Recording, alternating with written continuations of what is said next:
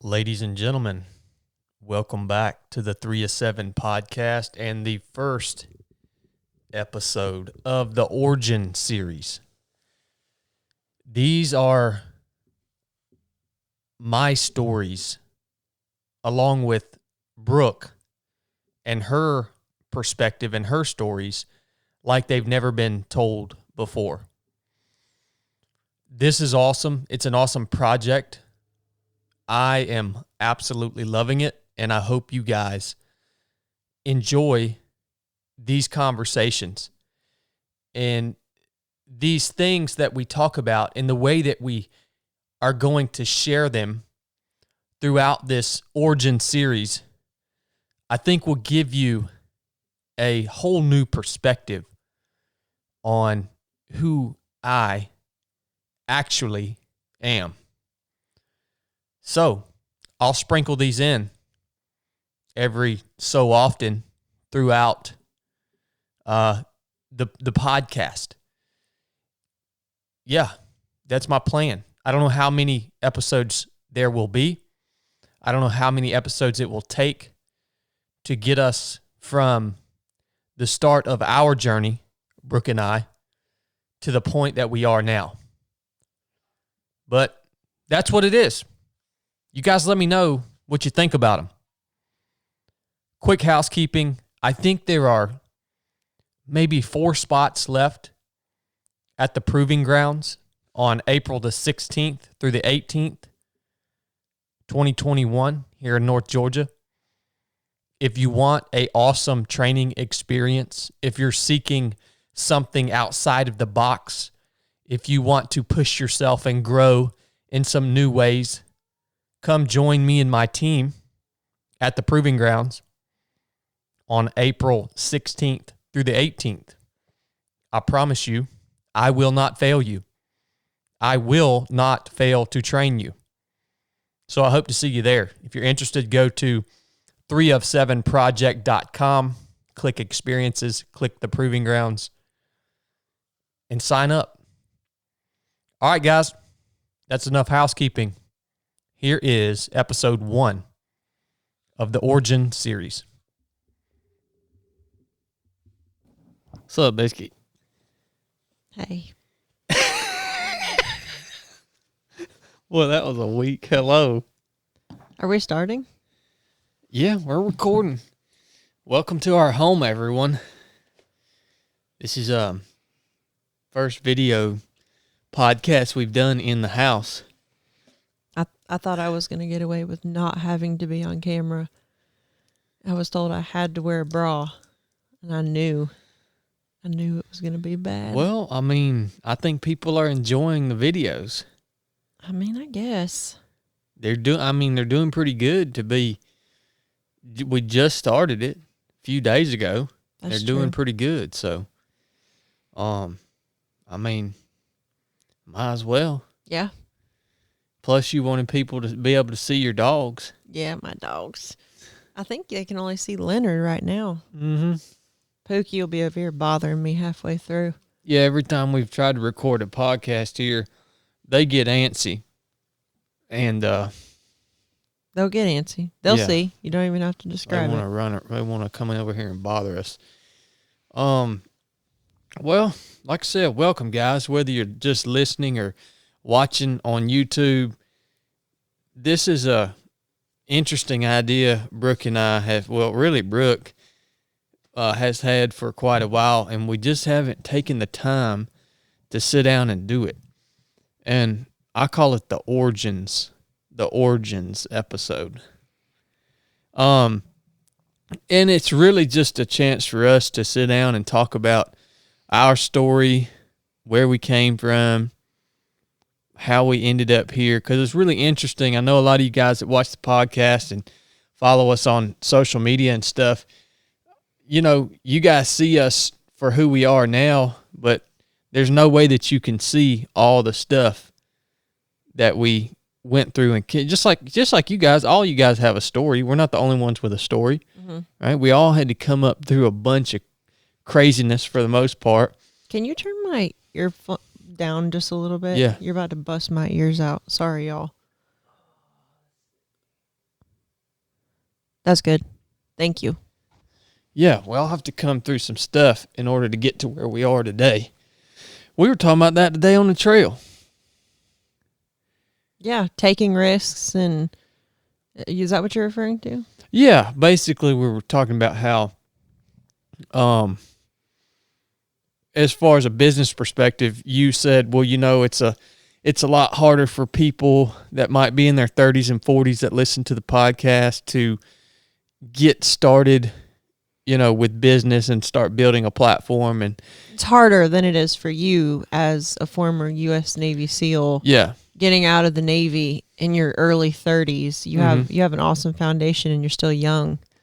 and that's the conversation we were talking about. It's like, and that's what we want this to be. It's like the backstory, because essentially that I've spent my entire adult life, doing things leading me up to the point that I am now. So although we've only been in business, or we founded 307 Project about 1.5 years ago, it's been a 14-year journey. Mm-hmm. You know what I mean? And 14 years of, or 12 years on the front end, of there wasn't no business. I mean, it was putting in the work to get us to the point we are now. So, So yeah, this is our. Does that describe it well, you think? No, but that's okay. I mean, Well, how would you describe it? It's just our story. We're just going to tell people. I mean, I want to start like the first moment I laid eyes on you, and I want to end with us sitting on this couch. Oh, and Lord. I just want to touch on, I mean, obviously we're not going to go account every freaking detail of our lives, but I want to go through the major milestones and the moves and the places we've been, and just kind of, we can flow with each other and things that pop out. And I want to be completely transparent. Like, I don't want to hold anything back. I don't want to, not share the embarrassing or shameful detail, or, I want it to just be true. And that's me warning you that I'm going to say whatever I want. Well, I'm in control. I don't have to release this. And I'm good anyways, because I've never done anything embarrassing or shameful anyways.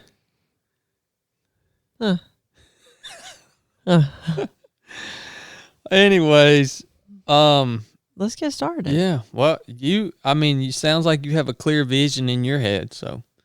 You may start? Yeah, go ahead, boo-boo. Okay, so I'll start with... Welcome to the origins.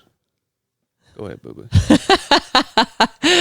I'll start with the first time I saw you. And it's actually irrelevant to any details about us as people. It's just freaking funny.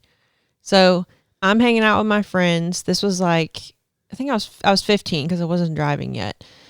And we all met at either Waffle House or Texas Roadhouse in all of our jacked up trucks to hang out.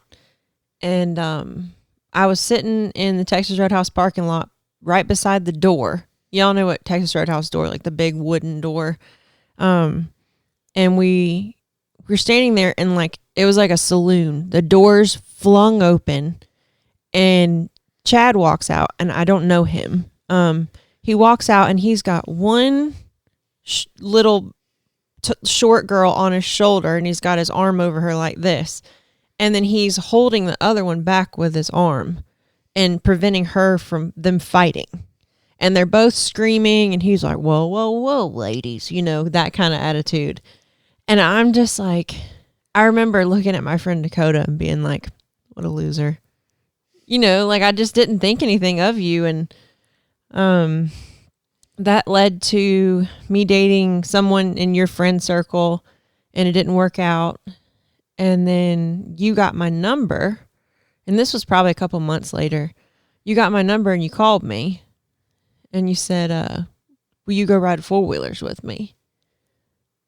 And do you remember what made you call me? No, man. No, man. Going back, I don't even remember what them girls was fussing about at the Texas Roadhouse. I remember. One of them, you said one of them just walked up and kissed you. And you were with the other girl. And the random girl that's That was your story, at least. No, that is what happened. I forgot even which girls that was. I can't even remember any of that really, but you brought that up, and that's why they was fussing about that. Well, and you were probably, what do you think, 230 pounds, freaking lifting weights, just beefy, mohawk, bandana, overalls, just like. Yeah, I always had a pretty nice truck. I always had a pretty nice old truck that was, usually jacked up. It was lifted. It had some Flowmaster exhaust on it. That's what drew in all the ladies, was that Flowmaster. Well, it must have been because, and then I had I lifted a lot of weights back then. I was just, I don't know. I don't even know what to say about myself back then. You don't have to say anything. Oh, but no, what made me call you? I don't really know, to be honest with you. You probably don't remember. I mean, I probably just wanted somebody to go ride 4-wheelers with me. That's fair. Yeah. That's fair. So jump to me saying yes, and I'm going to try to paint another picture for you guys. So I'm in the back of my mom's car. I can't drive yet, so we're meeting Chad at Tractor Supply. I'm in the back seat. My mom's in the front seat. My sister's in the front seat. And we're in the parking spot. And here comes Chad, and he pulls in front of us and then pulls in beside us. And as he pulls in front of us, he's in a lifted, Old Blue was 150? Irrelevant. No, it was a F-250. F-250. 1990. Okay. Jacked up.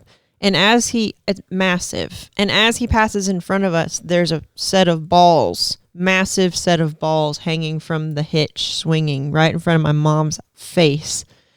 And that was the that was the first thing. And then he parks and gets out, and he's wearing Liberty overalls, no shirt. He already had a lot of tattoos back then. You were already covered. Your Hank Williams, your Copenhagen lid, your tire tracks. You got those? No, I didn't get that. I didn't get that Copenhagen can tattoo until I was out. I was in SQT. Dang. And me and Scotty Johnson rode to Julian, some town in the mountains out there, and there was some little tattoo shop there, and we used to go up there and get tattooed, just stupid tattoos. Most of my tattoos are absolutely retarded. But you know. But so minus the Copenhagen lead tattoo, big mohawk. I'm talking like big mohawk. You had earrings. I had decent hair back then. It's all falling out now. Oh my gosh. And he had his Liberty overalls tucked in his boots. They were probably Key overalls too. Oh yeah, you're right. With the green. Yeah, I don't like Liberty overalls. I had that pair of Key overalls, man. I wore them for the longest time until I wrecked a crotch rocket motorcycle the second day I had it on Hulseytown Road, and I ruined those overalls. It ripped them to shreds. I feel like the listeners don't care that you ripped your overalls, but maybe I'm wrong. Yeah, I mean, maybe there's someone out here really excited right now to get to hear about your Liberty overalls getting ripped. It's a big deal in a man's life when he ruins his favorite pair of overalls. Oh my gosh. Because it takes about a year to break a pair of overalls in. And then when you wreck I'll tell you the story about that motorcycle wreck later. Oh, thank gosh. He's sparing you guys. Anyways, I wouldn't let nobody go nowhere with me. Well, I don't know you were wild though, man. I was wild. You were a wild woman. I remember my mom making eye contact with me, and I remember thinking, I better hurry up and get in that truck or she's going to stop me. And I did. She let me go. And of course, my parents were strict, so I had a curfew. But I think we left there and went to an undisclosed gas station off of 278 that would sell you beer. Got a 6-pack of beer. Went back to your house. Rode the power line. Yeah, we rode all over that power line. Those were good times, man. That was a good spot to go ride. It was. And the rest was history. That was our first date. I think I tried to get with you that night, and you bucked me. Well, Do you remember that? I never have been much of a womanizer. Do you remember that though?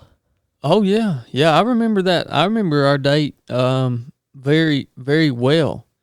You know, and I never was one to date. I would date a bunch of women, but I never was one to go and sleep around with a bunch of women, really, because for some reason, even back then, you know, the intimacy part was a little. It's always been something that's more special to me. You know what I mean? So I never was one to do that. I loved going on dates with women and taking you out and all that, having fun. But, you know, I always wanted a relationship or a companionship with a person. Yeah. You know what I mean? That's just the way I've always ticked that way. Even with my friends, you know, I don't have a lot of friends even now. And it's because I'm just a more deep relationship type of person. Yeah. Yeah. If that makes any sense. No, it does. I mean, it makes sense to me, but I know you very well. But yeah, I tried to get with Chad that night. Like you said, I was wild, and he bucked me. I think you made me work for 2 months, at least 2 months. I don't remember. I just remember thinking, good gosh, this man. Yeah. I mean, is making me work for it. Well, we got to be careful. Those kids listen to this. Oh yeah. Well, they don't know what I'm talking about. I'll move on. And then I guess we were dating for a little while, and then I don't remember where we were or what specifically you said, but I remember not knowing what Navy SEALs was. Like, not really knowing. Like, You know, I didn't know either.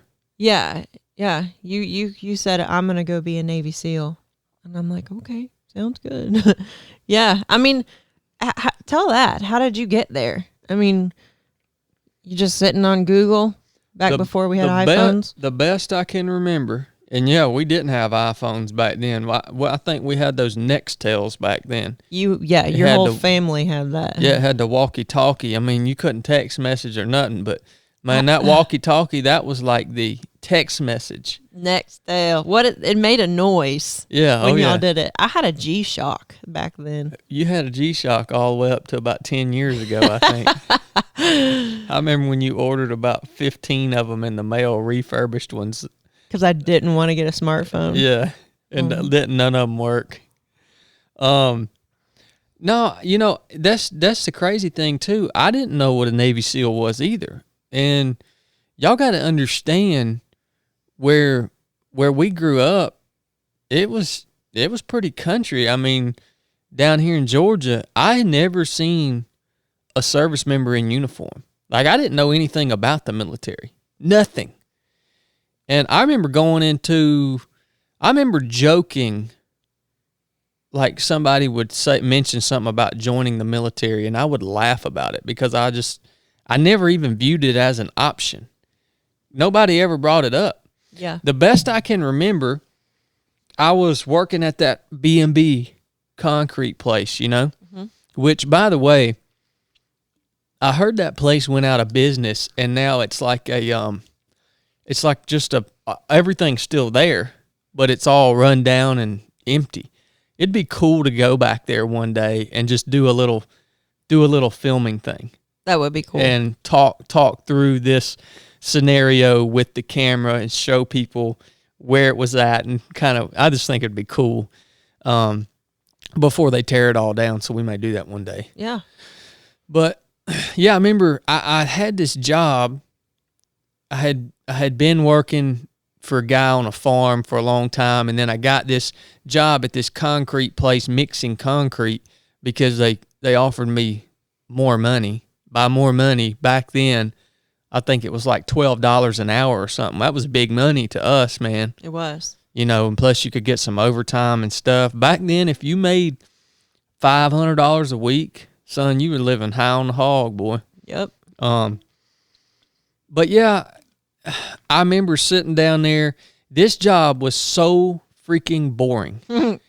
The cool part about working on a farm, which is what I did all through kind of high school, and then when right after I graduated, maybe for a few months, the cool part about it is I like working with my hands. I like being outside. So that was all that. But they didn't pay us much, like $8 an hour or something. So this concrete place offered me more money. I went over there, and they had me this little box office. Maybe I'll get to see it on a film one day. And I'd sit in this little office, and it was in this big high bay where they mixed concrete. I would mix it on a computer in this office, and there was a glass thing there, and I could look out into the big high bay. You know what I mean? And watch the Mexican guys would take the concrete and make forms and stuff with it. But I remember, man, I'd be sitting down there, and I'd fall asleep, and you'd have to, when that concrete was done mixing, you'd have to hit a button at just the right time to control the flow from the mixer out into the forms. And I would fall asleep, and I wouldn't hit that button, and I'd have a batch of concrete mixing, and it would dump thousands of pounds of concrete out into the floor of that freaking high bay. You only did that one time, right? Oh, no, I did this multiple times. Oh, my gosh. And then Mexicans would get so mad at me. Well, yeah. Because then they had to shovel it all up, shovel it into buckets, and pour it into form. But, man, you want to talk about a dang miserable job. I was slap freaking miserable. My boss's name was Ted. Old Ted. Ted, if you're listening to this, I hope I see you again one day, brother. But old Ted, man, he was... Is this, hold on, is this going to circle back around to why you joined the Navy SEALs? Yeah. Or are you just off on like the longest rabbit trail of your life? No, this will circle back around. Okay. Old Ted, you know, man, he was a pretty dweeb. I mean, he was a great guy. He was a great guy. He walked pigeon-toed, and he's deformed, so he's a dweeb. No. What a dick. I mean, I'm sorry. What a jerk. I'm going to have to mark this podcast as explicit here. But he was a great guy. Anyways, he was, and then my other bosses, you know, they were 300 or 400 pounds overweight, and, you know, it's like, this is the kind of people I was surrounded with. Fat dweebs. Fat, handicapped dweebs. No, they were great guys. They just didn't want anything else out of life. Okay. They just didn't. They didn't want to be healthy. They didn't want anything else out of life.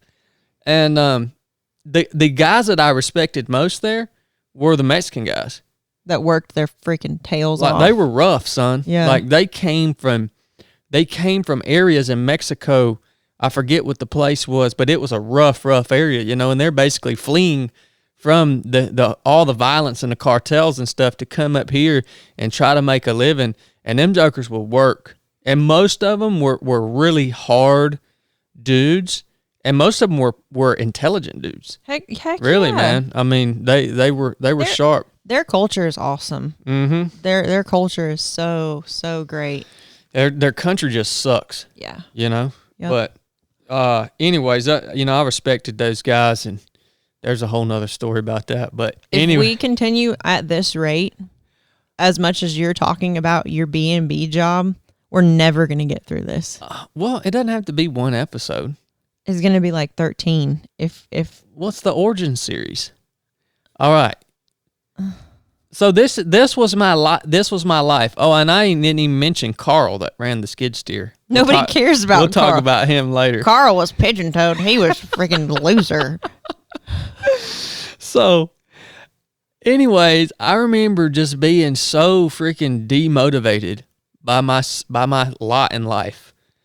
And I tried college when I got out of high school. Well, and everyone needs to know that you barely made it out of high school. Oh, yeah. I had to go around and beg my teachers on the last day of my senior year. No kidding. The bell had rang on the last day, and kids are leaving. And I'm having to go around to these classrooms and beg my teachers to go in and change my grades so I can pass. And somebody did. And they did it. The teachers did it because I think they just wanted me out of there. Yeah. I think they knew that I didn't belong there. Yep. You know, somehow they changed my freaking grades. I didn't go to I didn't do nothing. They sent me my certificate in the mail, and I didn't even care if it came or not. Mom probably has it somewhere. I don't know. That's what I did too. And, well, daggone it. I got sidetracked. So you were talking about So I tried to go to college right after that, and that was a freaking joke. I think I went to like 1 or 2 classes. Mom was over it. She wasn't gonna punish me. You know what I mean? And so I'm just freaking miserable, man. And then I start thinking I got to freaking do something. You know, and back then they were recruiting heavily for SEALs, and it was just a pop-up banner thing, and it looked really cool on my little computer I had down there in the concrete shack that I wasn't even supposed to be on looking at stuff like that, but it popped up, and for some reason that just clicked with me. And I think what it was is because it was one of those, the hardest military training in the world. You know what I mean? It looked really cool. And I thought, man, I got to look into this right here. And then I actually, once the military became a thing for me, like something I would actually consider, I went and talked to the Marine Corps recruiter first. And I remember going to meet with this dude, and I get in the car with him, and he's telling me about the Marine Corps, and I'm like, so what do you do? And this guy was a logistics guy. And I was like, logistics? What is that? And he was like, oh, I drive a truck. And I'm like, what? There's people that drive trucks in the military? I was that freaking stupid. I thought all the military... It's not stupid, it's ignorant. Well, I thought all the military was people that carried guns and went to war. Yeah. And I thought, well, I don't want to be a part of this guy's organization. He's a truck driver. No offense to you Marines, man. That was just my mindset back then. I had no freaking clue. Yeah. And so when I figured that out, that, all of these, because we used to play Army and crap in the woods, man. We used to set up sniper hides. Me and Jake and Blake and all, I was all about it, you know. So when I figured out that not everybody gets to go and shoot guns and do crazy stuff, but these Navy SEAL people, sounds like they get to do it the most, and it's super hard. That's the reason I chose to do that. So you saw the banner at work at B&B, and you went to the Marines, decided that wasn't the good thing. Then you went to the Navy recruiter and walked in and said, I want to be a Navy SEAL. Yeah. Then I went to the Navy and told them that. And back then, all you had to do was pass a PST, physical standards test. It was a swim, 500-meter swim, a max push-up, max pull-up, max sit-up, 1.5 mile run. So I don't remember when you went to the recruiter, but I do remember you coming to me and saying, you gotta teach me how to swim. Because I used to swim on the swim team. And I so vividly remember going to Don's and that little big arched bridge he had in the corner of that lake. And I remember jumping in there and us teaching you freestyle and breaststroke. Oh, breaststroke, yeah. I couldn't swim a lick. Yeah. I could keep my head above the water. You could doggy paddle. Yeah. You could just tread water. You couldn't move forward or backward. No. Yeah. I mean, I couldn't swim a lick. And when Brooke taught me, y'all have heard this before. I've had people tell me I'm a liar. No, I'm not lying. No. I could not He's not lying. When she finally taught me this stroke that was supposedly the breaststroke, there's no telling what it looked like when I was trying to do it.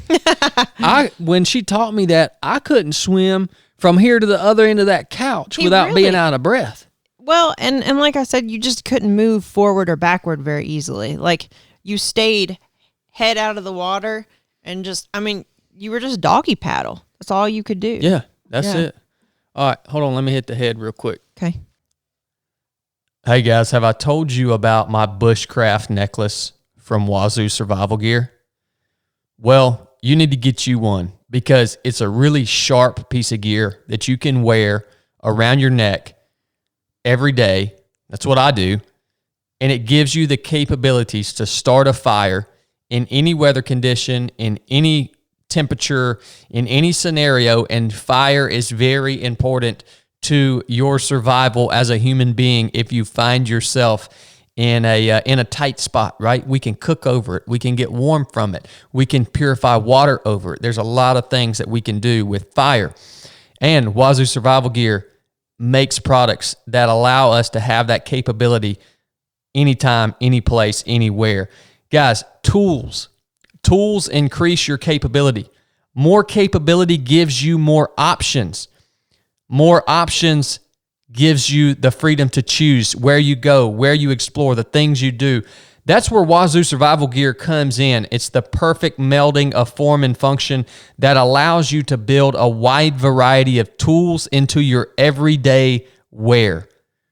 This stuff is awesome, guys. I've been using Wazoo Survival Gear products for well over a year now. Every time we go out on the basic course, every time I'm stepping off on a mission, and a lot of their products are just with me day in and day out, like my bushcraft necklace, like my cash cap, just going through regular everyday life.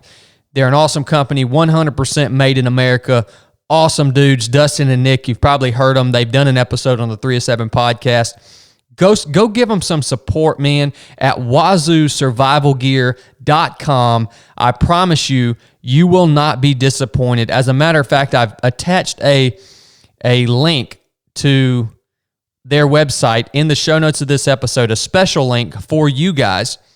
When you go and place your order with Wazoo, they've given us a pro code that's going to give you 20% off your order. The pro code is the number 3 of the number 7, all caps.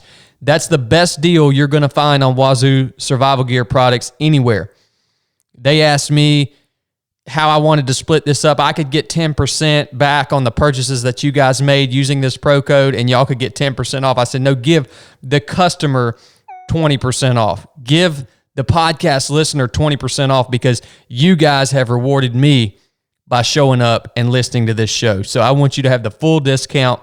This company doesn't put their stuff on sale because this stuff is all handmade. And yeah, it's not stuff that goes on sale or expires. So it's a great deal. Go check them out, wazoosurvivalgear.com. Follow them on Instagram at Wazoo Survival Gear. Thanks a lot, guys. Enough said. All right, we're back. You gonna clap? No, I left it running. We're good. This man pees more than Well, I drink a lot of water. So do I. Anyways, you finally taught me how to swim. We ended up going to the you even aquatic went center. to the aquatic center with me. Yep, we went to the aquatic center and learned how to swim. And you didn't know how to do the side stroke, Nope. which was the stroke we were supposed to use for that PST. So the first few PSTs I went to do, I tried to do it with the breaststroke, and I failed miserably. And Frank Cutler taught me from the pool deck some semblance of a side stroke. And so then I switched to that, and I got to where I could finally pass the swim. But I couldn't run. You were heavy. I mean, you were heavy. Heavy. So I'm going to do this. Brooke goes with me a lot of weeks. Mm-hmm. We're driving in that big old F-250 truck, freaking an hour to town.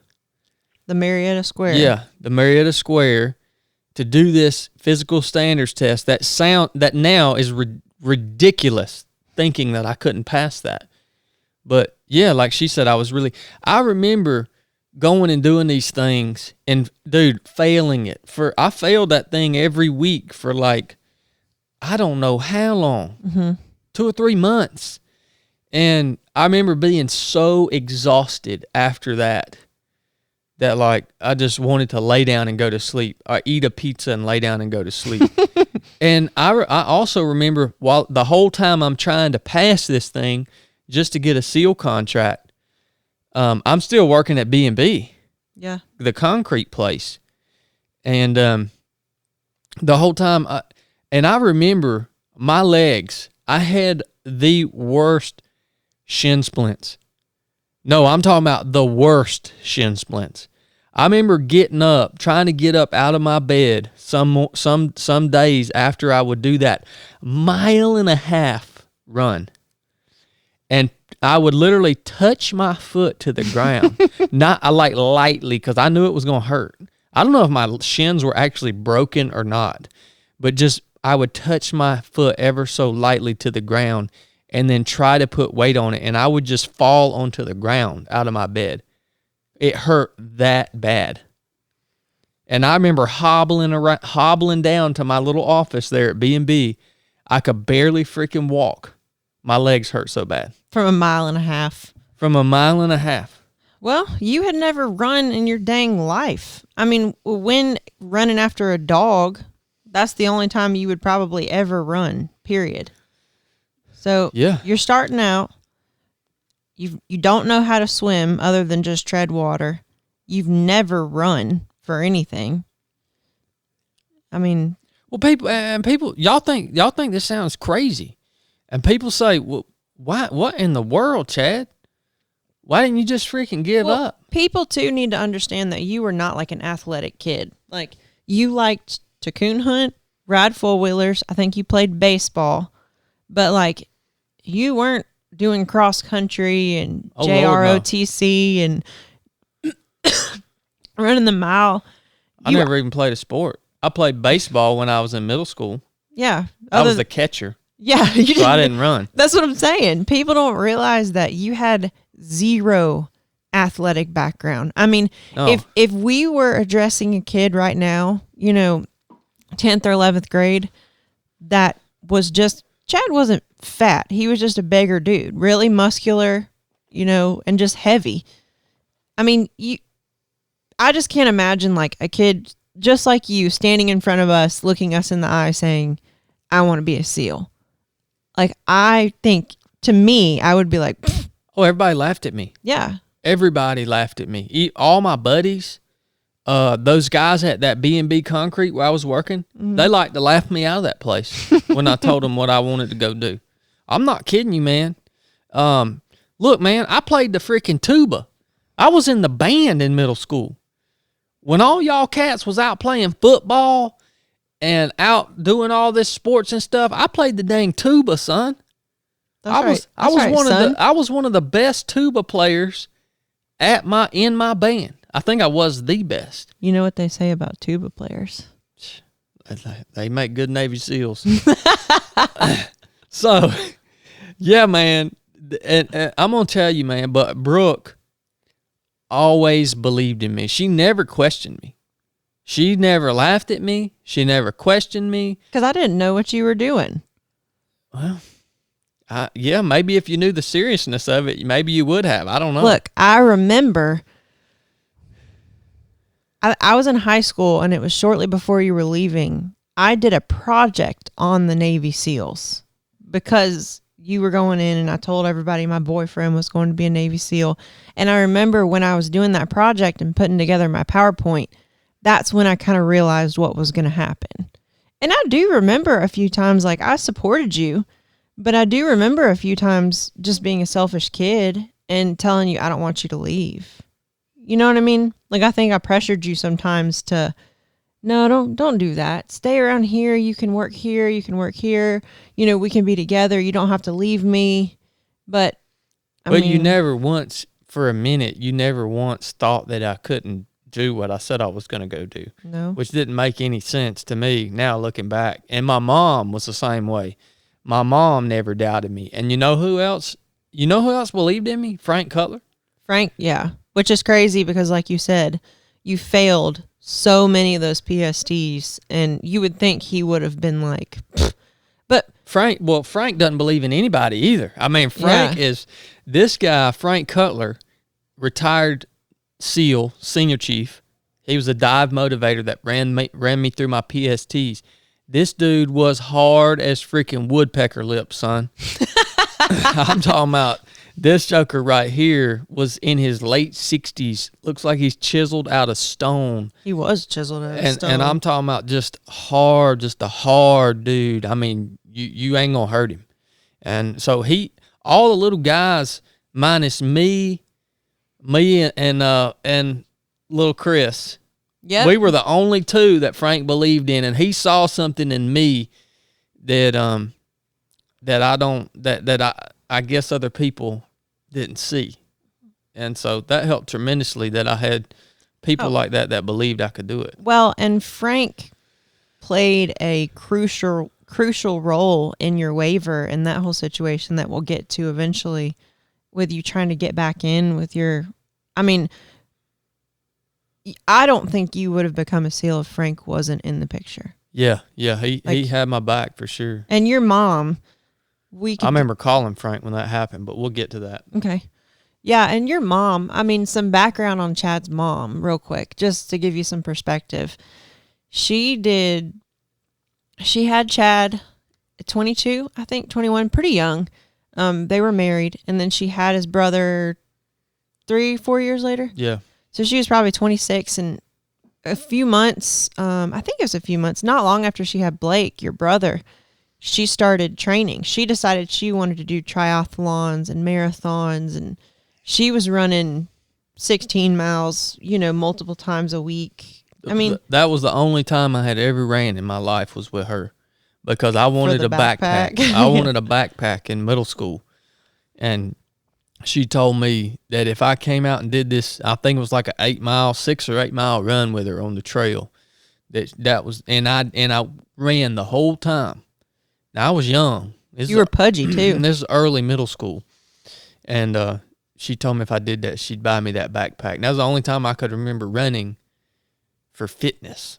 It wasn't even for fitness; it was to get a backpack. But, I mean, that's a perfect story to kind of paint the picture of your mom. Like, she's a very, very driven, motivated, focused individual. And you are her in the male version. Yeah. I mean, that's why you've been so successful. Your dad plays a lot of roles and everything, too. And Blake is dad. yes. Sorry, Blake. For sure. No. I mean, you are your mom. He's not even here to defend himself. We didn't invite him. But let's continue. So you talked about Frank. You're working on your PST. We moved from B&B. You wanted to be a SEAL.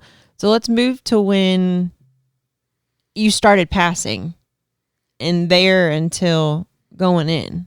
I mean, yeah, and I don't remember a whole lot about our relationship during that period. I don't either. And I think it's because we were such kids. I mean, we were literally kids. Yeah.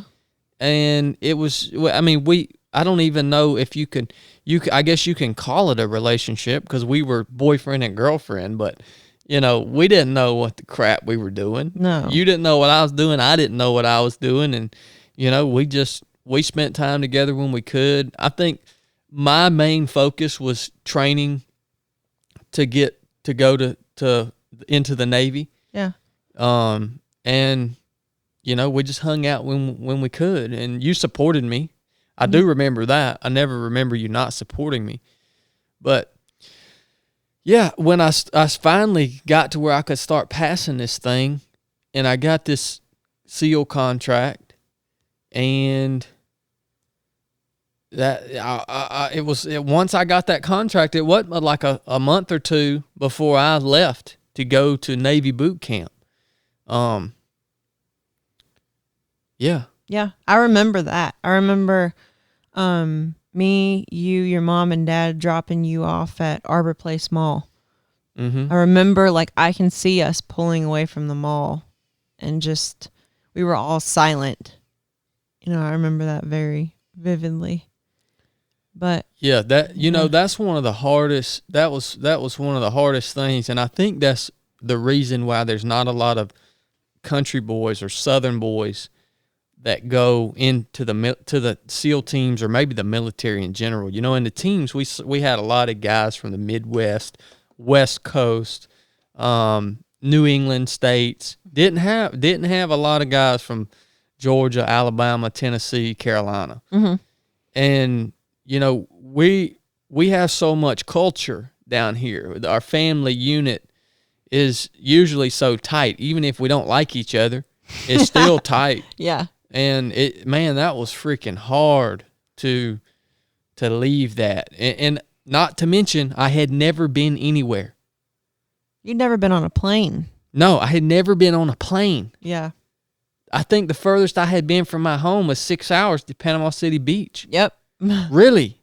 Yeah, maybe Kentucky, but that's 6 hours too. Yeah. I don't even remember that. I was too little to even freaking remember that trip. Yeah. They tell me I've been to Kentucky.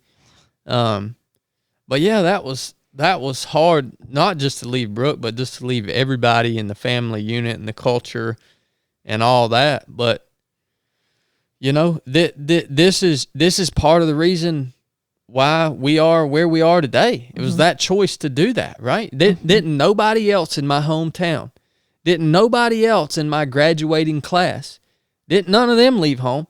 Well, you don't know that. Well, I mean, the ones that I've seen, yeah. you know, since now, you know, and who knows, you know, I don't know, I don't keep track of all of them. You're right, but I don't know of a single one that chose to go through that pain, emotional pain, that emotional discomfort, and to take that step to leave, because it was a hard step to take, and you know, but I did it, and you can give yourself credit for that step without putting down all your classmates. Well, I'm just saying I'm trying to portray the fact that it's not common in your culture, that it's uncommon in my culture, and that it is, if you want to achieve something different, you got to take that step. You're going to do something different. Yeah. Yeah. If you want to do something different because you're not happy with your current situation, yeah, you got to take that step. Well, and going back to your PST and just multiple failures and you not knowing how to do anything that you're required to excel at to do your job is just a great example of just that. Like, you know, you had no qualifications. You didn't bring anything to the table that helped you with this career choice. And look at you. Mm-hmm. I mean. Well, I got on that dang plane. I went up there to Great Lakes, Illinois. What a freaking hole that place is. Be nice, because we've only seen that area. Oh, I'm not sure. Yeah, Illinois has some of the best deer hunting in the country. No, but it could be a great city and a great state. You just might have not seen it. My experience at Recruit Training Command, Great Lakes, Illinois, was, I can't even put into words. I said when I graduated BUDS, I think I would have rather went through BUDS twice than to go back through that boot camp in Great Lakes, Illinois. You know what we need to do on episode 2, the origins? We need to get some of those letters that I wrote you. Oh yeah, from boot camp. No, I have them. I know, that's what I'm saying. We need to get get a few of them out and read them. So the whole time I'm out here in this boot camp, you know, me and Brooke are still technically together. Of course, I'm gone and we're kids, but I write her letters pretty religiously. We can't talk on the phone. You weren't allowed to talk on the phone. No, you didn't get not a single phone call. And so she kept those things, and they are some of the funniest dang letters you've ever. Well, maybe not to you guys, but to us when we. I know exactly where they are, and I want to go get one right now. We'll do it on episode 2. Okay. Yeah, we'll read you guys some of those in episode 2, and so I end up getting through that dang boot camp. And you if you got anything, what was it like for you while I was going doing that? I'm trying to think of what I was doing. I think I was going to Chattahoochee Tech. I had just graduated, and I think I was starting to get heavily into drugs at that point. Like, I think that was a tipping point. I'm trying to line it up right. But I'm pretty sure that was a tipping point for me, you leaving for my drug use, because before I was just dabbling and having fun. Well, I can remember one of the first times, I don't know if the first time, but one of the first times I talked to you after, or right there toward the end, or after graduation of boot camp. I remember I was at this it's called an NEX. It's a little store right there on boot camp, the boot camp facilities, where you can go in and you can't buy nothing but like toothpaste and deodorant. It's just there for you as a boot camp guy to get the personal hygiene stuff that you need. But they had these little payphones in there, and I think we had just graduated. And I remember calling you one time from one of them payphones, and I remember you just sounded like you were out of it. Like I didn't know what was going on. You know what I mean? You just sounded like, I was just thinking, dang, I hope she's all right, because you just didn't sound right. You know what I mean? You couldn't really tell me where you were and this and that. And, I don't, it's really funny how that really sticks out in my mind. That is funny, because I've never heard you talk about it. No, I mean, a lot of this stuff we've talked about on here, I've never talked about. Yeah.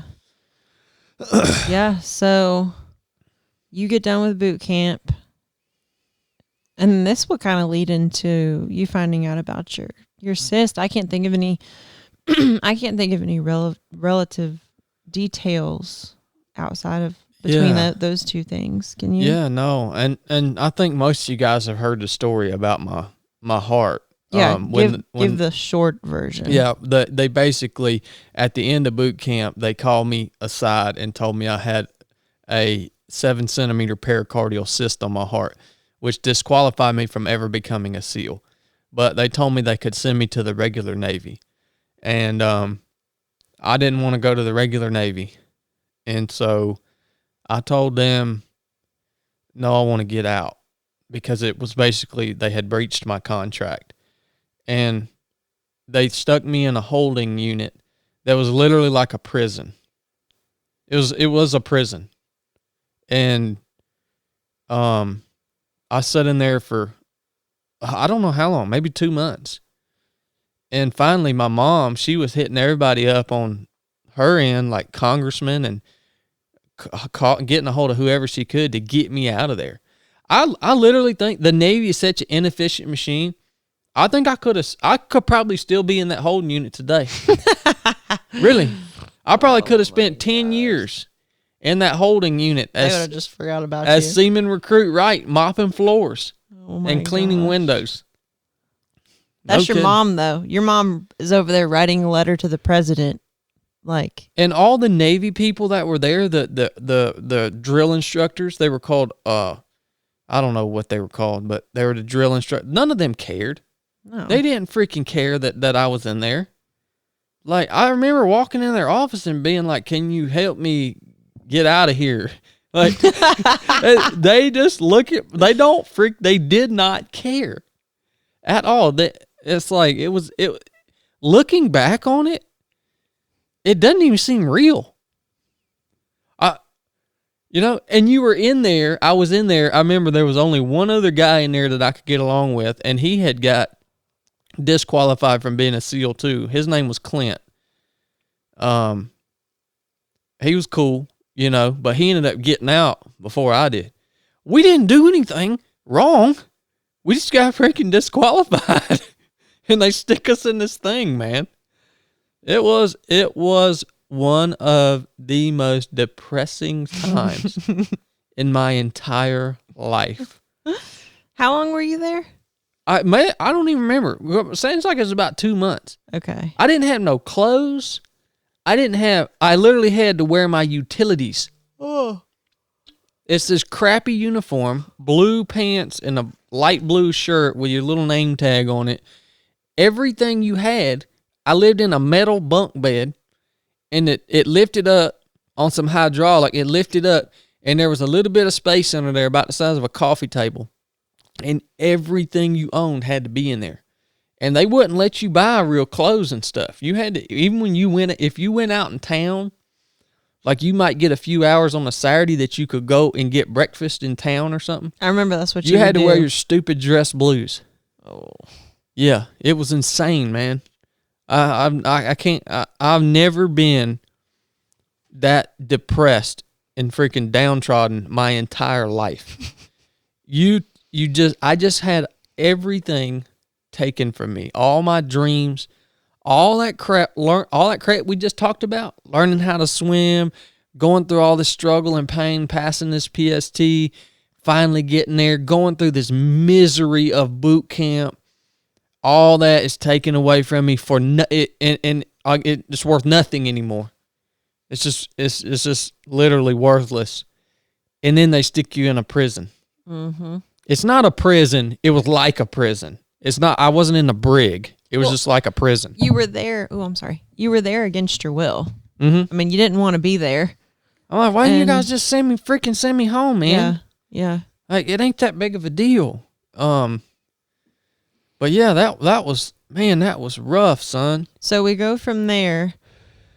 You eventually get home, and I have a lot to say about that time period. No, that'd be great, and I think we'll go through that and then call it a night. We'll go through that section right there, leading up to when I go in the second time, and we'll cut it off right there. Okay.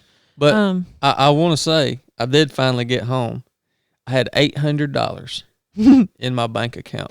I gotta It's the pee. most money I ever had in my life. Go ahead, baby. Exactly. Yeah. What's up, guys? This episode is brought to you by Salty Britches.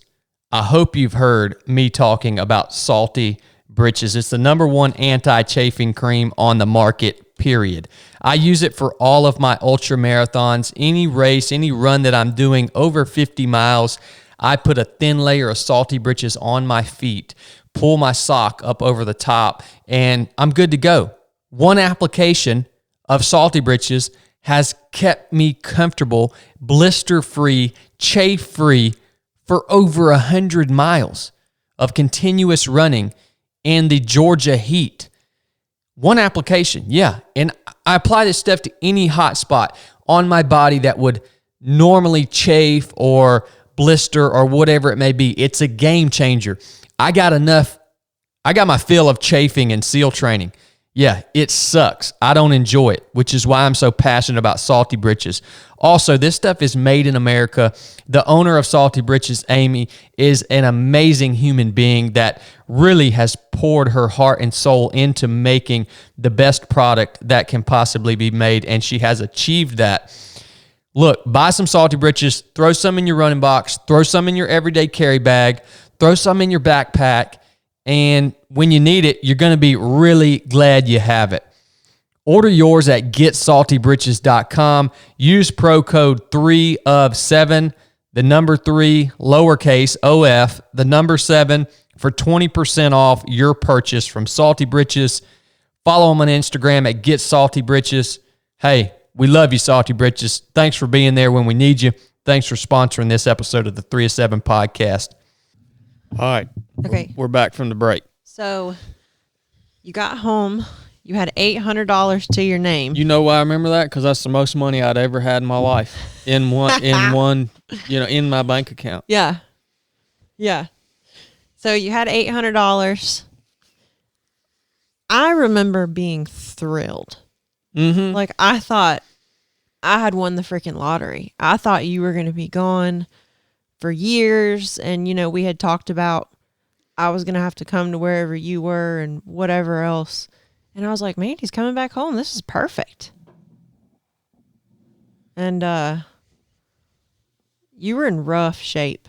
I mean, you were lost. Yeah. Oh, yeah. Like,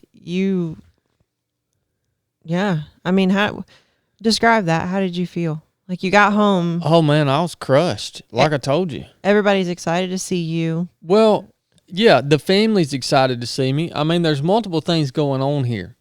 I had all my dreams stripped from me. I got stuck in the dang jail cell thing. Finally get back home. And then, dude, what do you think everybody at home thought about me. They thought all those people that had been laughing at me, well, they got their satisfaction, right? Because here's Chad, the guy that said he was going to serve his country and going to do this great thing. He's back at the house now. They don't give two craps to hear about the reason why. Yeah. All they know is I'm right back where I started. Yeah. And it ain't been that long. Couple months. Maybe 4 months. And so, I still gotta go out. I gotta go out in town. I gotta figure out how I'm gonna make money. I got to figure a bunch of crap out. And I'm still just a very young man. And the whole time I feel like not only did everything get taken from me, but now what does everybody think of me? And what did they think of me? They thought I was a freaking loser, man. Yeah. And I remember, I had these aspirations. Like back then it was so rewarding to be able to wear that uniform of the United States Navy, those dress blues. I complained about having to wear them out in town in Great Lakes. That's because everybody in the town of Great Lakes, everybody that was in town had dress blues on. They were in the Navy. They were all in the Navy. Yeah. They were all like fresh graduated recruits. Yeah.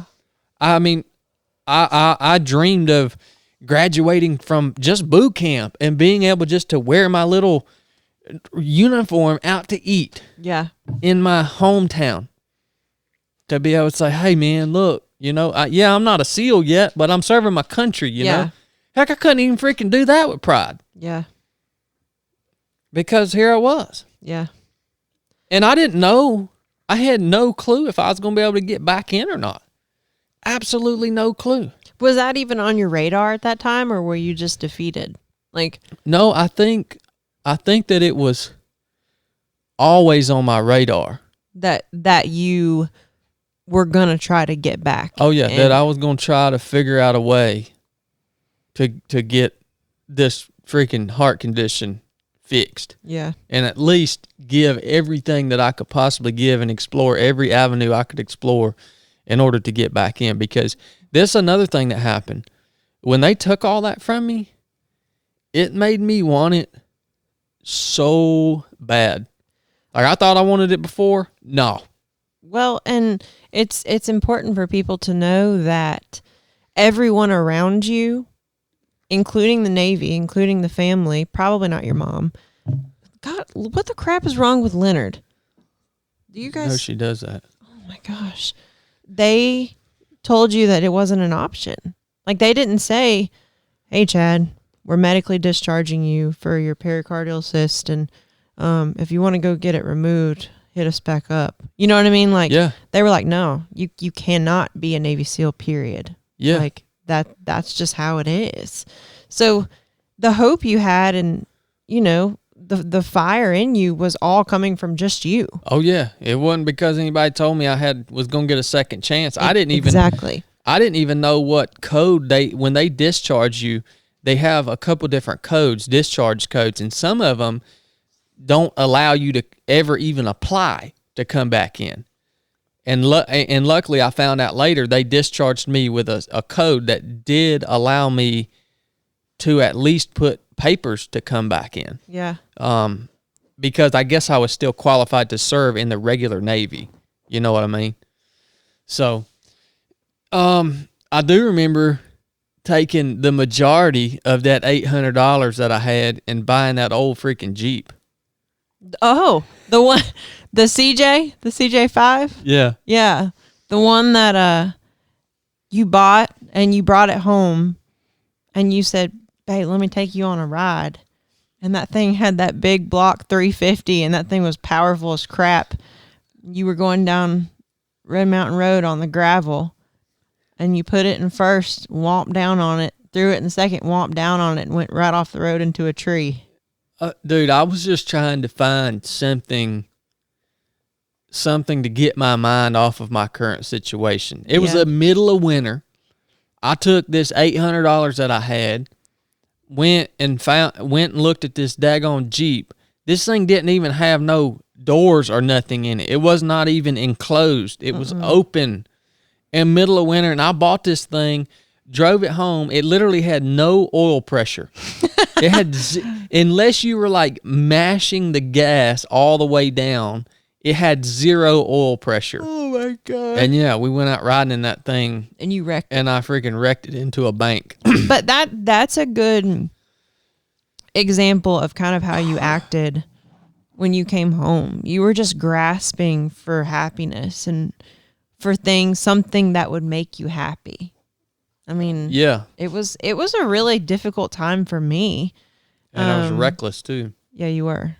It was a very difficult time for me because I was so happy to have you back and thrilled, and you were just sad. Oh man, I couldn't imagine. Yeah, I mean, I couldn't understand why you couldn't be happy to be back with me. You know, Dude. I'm like, what the crap? Yeah. But I was reckless with everything. I wasn't just reckless with material things and with my own life. I was reckless with relationships. I was reckless with other people's emotions. I was just freaking tore out the frame, man. yeah, you were mean to your family a good bit too in that time because you were just messed up. Yeah. Like that was I don't remember many good things about that time. I remember that time being a dark time. And again, I'm in the background, not out of control, but using drugs.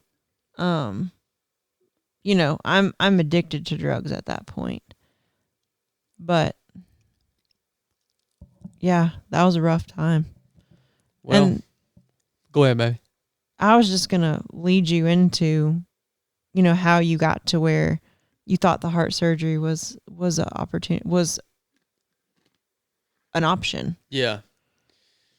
I really, my best recollection of that is, I think Frank helped me a lot with that. Like you said earlier, Frank Cutler, I had stayed in touch with Frank, you know, after they had disqualified me and this and that. And, you know, I think it was Frank that encouraged me. He knew how to read the paperwork, right? Because he had been part of that bureaucracy of the Navy for 30 years. And so he was like, well, Chad, that's when he told me, you got this code, this RE3 or whatever it was, this discharge code that basically means you can, if you ever want to submit your paperwork back to the Navy and see if they'll take you back, they'll at least review it.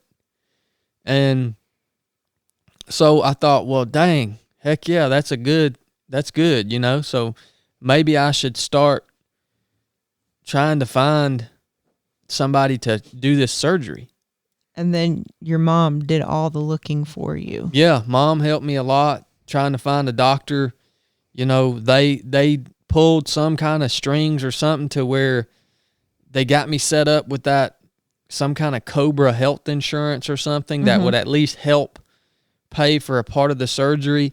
This was all your mom. She went around, I think, at her school and took up basically a donation or a collection to raise money to help me pay for this surgery, because this was an elective surgery. So the insurance, I don't even know what the insurance covered. I don't even know if it probably wasn't much, because it was an elective thing. It was a pre-existing condition, and it wasn't something it was benign. Yeah, it wasn't something that needed to be done. So, you know, she took up this money and she did a lot. Mm-hmm. She did a lot, and you know, to make a long story short, I do remember going to a few different heart surgeons, and they just really wouldn't even give me the time of day until we finally met with Dr. Cooper, and Dr. Cooper was all about it, man. And I follow him on Instagram now. Really? Yeah, I want to have him on the podcast one day. Yeah, we gotta set that up. He was I think the leading heart surgeon in Atlanta, and he went on to actually run the whole program at that big hospital there in Marietta, Wellstar, whatever it is. So yeah. this dude was the real deal. And he was in the Army. He was a surgeon for the Army as a reservist, I think. So he was a cool cat, man. And he said he would do it. So you've gone through all this stuff. You and your mom doing most of the legwork. You did making the decision to make the sacrifice. You've done all that. You find the doctor. Everything's set up. You're doing all this. You still don't have anybody telling you, yes, Chad, if you go and get surgery and get your chest cut open, you'll get back in the Navy. Like, that's not a thing. Like, you had there was no scale of like a percentage chance of getting back in. There was nothing other than just hope.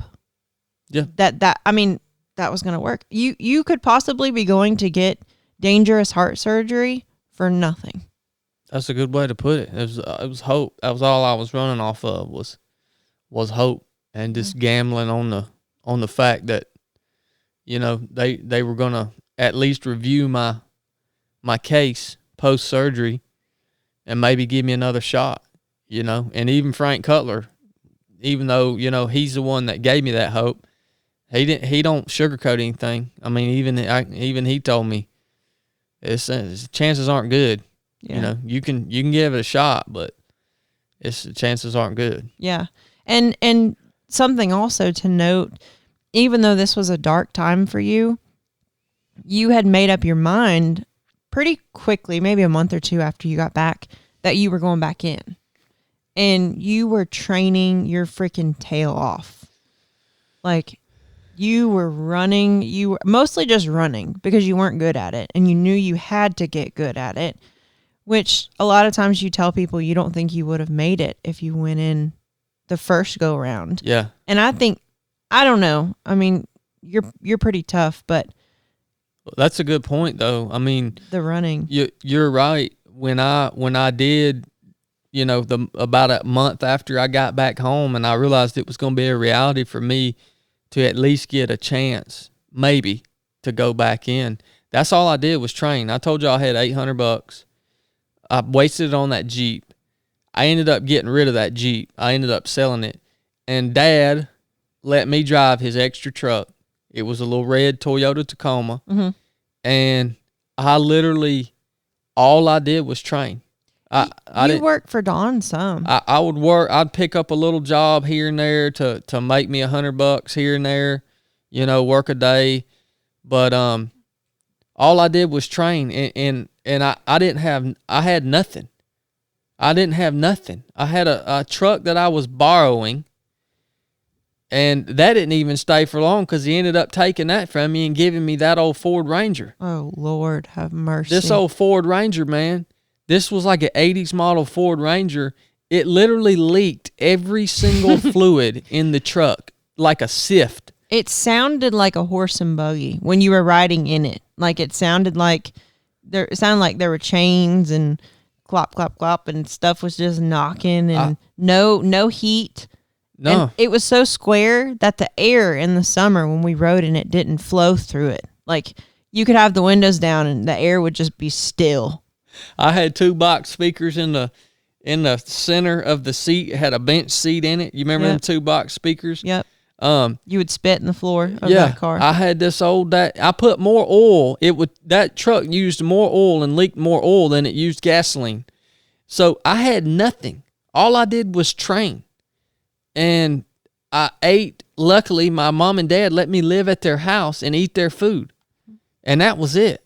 And you ate a lot of food back then. I remember taking you somewhere in that old Ranger, man. And I didn't think nothing of it. But I don't know if you remember this. We were riding down the highway somewhere, and somebody pulled up kind of alongside of us that you knew, and you didn't want them to see you riding in that Ranger. Really? Yeah. And I don't know if it's because you were embarrassed, because this thing was rough as a cop. It was terrible. I mean, I don't know if it's, you know, young back then, things, you know, things like that, influence and all that. And I remember you feeling like you you didn't want them to see you in there. And I thought, man, this is kind of rough. I really don't have anything. And Brooke's a beautiful young girl, you know, and could date anybody that she wanted. But she is decided to stay with me, you know, and that was my life, man. And, you know, I mean, it's perfect. It was exactly what needed to happen for you to be successful. The whole thing. yeah. And for you to have this testimony we've built a business upon, you know, the foundation. But So I go back to work even before I even know that I can get this surgery done. mm-hmm. I go back to training. I'm not working, I'm training. And you're right, I'm running, man. I remember going to my pre-op appointment with Dr. Cooper and him checking my heart rate and him being like, man, you must run a lot. Like you must be, you're in pretty good shape. Your resting heart rate is really, really low. That's great. You know, that's great for him as a heart surgeon. Obviously, it tells him my heart's nice and strong. But yeah, I was putting in the work, man. Yeah. And then I go and go and have the surgery done. I don't know if you came up to the hospital when I got out. I don't remember you being there. No. I just remember waking up, and I remember Nanny grabbing my hand, and I just remember looking at Nanny and saying, man, I got my dreams back. I know that sounds corny, guys, but that's what I said. I literally woke up from this heart surgery, immediately look at her and say, I got my dreams back. That's how hell-bent I was on this. Like nothing else mattered. Yep. Even down to my very life, it didn't matter. And from there, you had to get a ton of stuff together and get like post-op checks and a ton of medical stuff together and put a packet together, which was called a waiver, and submit it. And Frank was a big part of that. Yeah, Frank helped with that. I not only did I have to get a bunch of paperwork together, but I couldn't train after I had that heart surgery. Yeah. I mean, I had to let that joker heal up. I remember laying around in bed. That joker hurt so bad. Yeah. And I remember going back to the pool after the wound was closed up and trying to swim, but it was too soon. And, you know, when you swim, you kick off the wall and you stretch out real long. Yeah. And I remember it pulling where those muscles had been cut. And it just hurt so bad. And I would just keep going back every day until finally I could get nice and long in the water without it hurting. Being excruciating. Yeah, without it being excruciating. Yeah, I remember not long after that surgery, I remember going coon hunting. And it was so soon after the surgery, I couldn't run, I couldn't train, I wasn't supposed to be doing nothing, but I was going nuts, you know, not being able to get out and be in the woods and be on my feet. And I remember going coon hunting, and Mama came with me. It's the only time Mom's ever came coon hunting with me. And for y'all that don't know what coon hunting is, it's hunting raccoons. You hunt them with dogs. I've done this on and off my whole life. There's freaking 5,000 stories around that, but a ton. You turn these dogs loose, man, in these thousands of acres of woods, and they go off in there and they find a raccoon and they run it up a tree, and you have to go get them. So it don't matter. They might only go 100 feet. They might go 5 miles. Yep.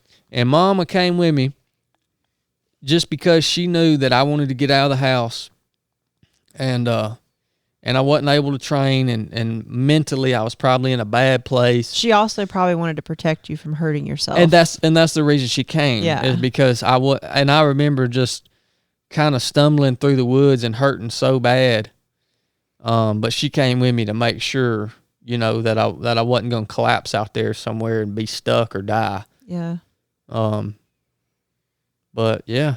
Dude, I was trying to think of the best coon hunting story, like just as a side note, and the first thing that popped in my mind was when you threw that possum on me. Oh yeah. When that was back before all. That was before the heart surgery and all, wasn't it? Or was it after? I think it was in between. Okay. I think. But I'm sitting in a regardless, it was a small truck, like a Ranger or something. And I'm in the middle and a girl's beside me. And they all go get out to grab a possum because you guys are just evil and you want to kill stuff because you're boys. And they grab that possum, run over and toss it in the window of the truck right on top of me. Single cab Toyota Tacoma. Yeah. And I think I had a beer in one hand and a cigarette in the other. And I remember bragging because I came out the window sideways and then just landed, you know. But that was... I think that's the best story I can think of. With us together, probably that was pretty funny. Brooke used to go with me quite regular. I mean, it was a way for us to get out of the house as we were again young and get out at night and run around and do what we wanted to do with nobody to tell us what not to do. That's right. But yeah, I remember that, and and then Frank helps me get all this paperwork together and get it submitted, and that part actually went pretty quick. Once I was healed up, got that stuff together, I had to go redo the PST, right? I crushed it, though, second time because I knew how to train. Crushed it, got the SEAL contract, and then I got to leave again. And leaving the second time was, even though I wanted it so bad, you wouldn't think so, but it was still hard to leave again. I don't know if you came up there with me on that second time or not. I don't remember. I just Same remember. place, same recruiter, same Arbor Place Mall, man. I'm pretty sure I did. I just remember there in Hiram off of 278, right past where Dallas Highway, there was a gym right there, and we met in that parking lot. And I remember asking you, please don't go. And you got emotional, and I got emotional. And that's really all I remember about, like, close that time, right before you left again the second time. I don't remember what I was doing and where I was working. I don't remember any of that. Yeah, I can't either. Well, I do end up going. And I think we'll talk about that on episode 2. Okay. Of the origins. So we met. We started dating. You decided you wanted to be a Navy SEAL because you didn't like your job at the concrete plant. You wanted something more.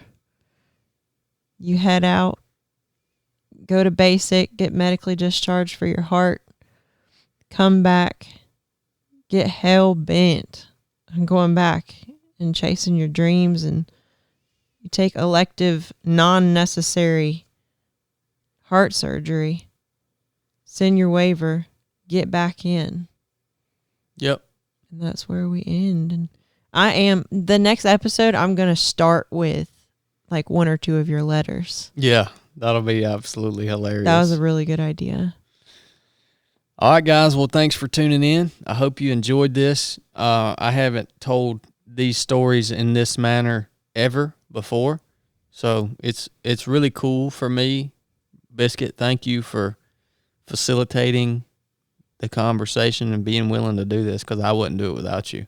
This will be hard to do just by yourself. Yeah, especially because you'll get off on a rabbit trail about your coworker named Fred who was pigeon-toed. And it's Ted.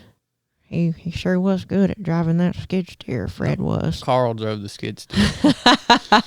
Enough said. Yeah. All right, guys. Yeah. We'll do this over the course of a few episodes, because this is actually hard for me to talk about some of this stuff.